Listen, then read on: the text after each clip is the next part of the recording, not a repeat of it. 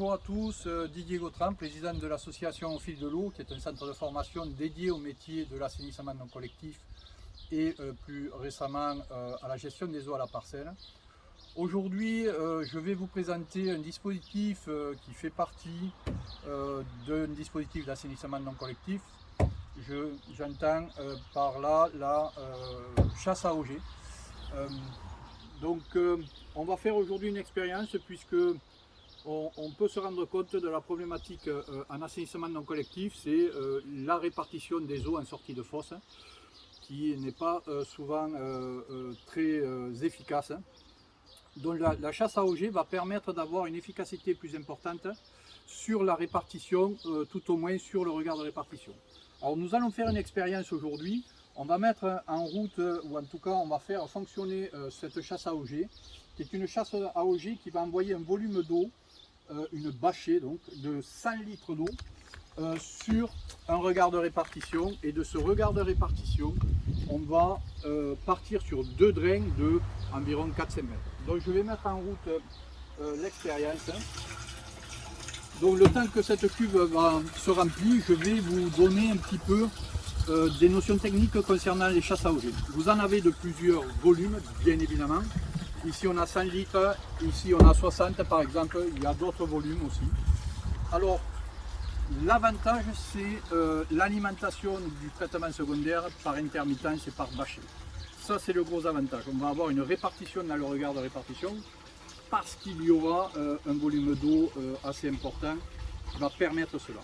Alors attention dans les défauts de ce dispositif, vous pouvez constater par exemple sur celui-là ou sur ce dispositif-là que vous avez une entrée haute et une sortie basse.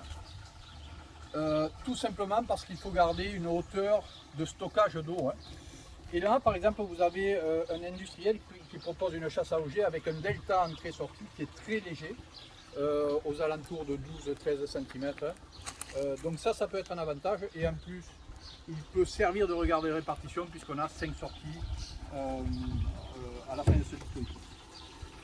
Deuxième inconvénient, si vous êtes dans une zone par exemple montagneuse ou une zone plus froide, ben, on stocke de l'eau, donc c'est sensible au gel, donc pensez à mettre ces dispositifs hors gel.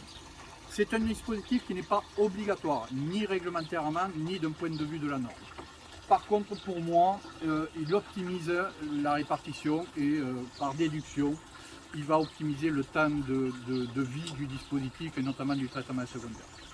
Ce dispositif peut être positionné, doit être positionné derrière une fosse, quoi qu'il en soit. Il peut servir aussi dans le cadre d'infiltration des eaux usées traitées, pour avoir une meilleure répartition de ces eaux. Cet ouvrage peut servir aussi à cet emplacement-là. Alors le principe, vous voyez, l'eau arrive de l'habitation, elle passe par la fosse, donc elle est débarrassée des matières flottantes, des matières solides.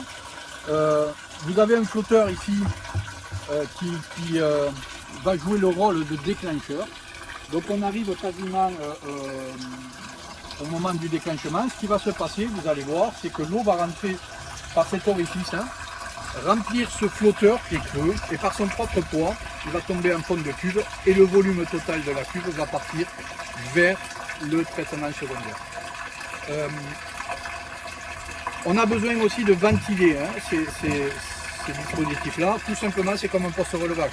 Du moment où un volume d'eau part, il faut le remplacer par un volume d'air, d'où une prise d'air pour cela. Donc là, vous voyez, le flotteur se remplit, il va tomber au fond et on va pouvoir se rendre compte. Alors, ça prend quelques secondes, voilà. Il tombe au fond de la cuve. Vous allez voir dans le regard de répartition qu'on a une véritable bâchée. Donc là, même si vous avez un défaut de pose ou un sol qui a légèrement bougé dans le temps, avec une chasse à auger, la répartition se fera toujours équitablement entre tous les départs de drain. Là, on se trouve sur cette expérience-là, on se trouve avec deux drains de 4-5 mètres, comme je vous ai dit. Et si on regarde bien, avec 100 litres d'eau, et je rappelle qu'il est parti 100 litres d'eau, nous avons une arrivée à peu près à, oui, allez, on va dire 4 mètres, où on a de l'eau et puis plus rien. De l'autre côté, sur l'autre drain, c'est pareil. Donc vous pouvez comprendre que sans chasse à auger, eh bien, la répartition, elle est loin d'arriver à ces fameux 4 mètres.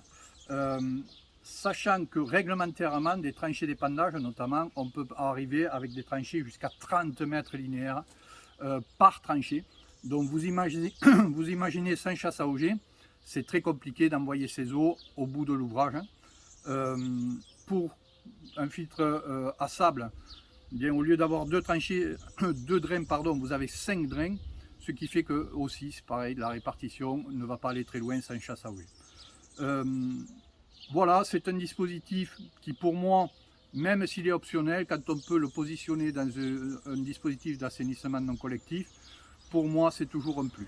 Alors évidemment, si on voulait répartir équitablement les eaux jusqu'en fin d'ouvrage, il faudrait des bâchers beaucoup plus importantes, c'est certain. Par contre, le défaut ou le désavantage de stocker trop d'eau, c'est qu'on va avoir un temps de séjour qui sera trop long et on aura des problèmes d'odeur. Donc il faut trouver le compromis entre les deux.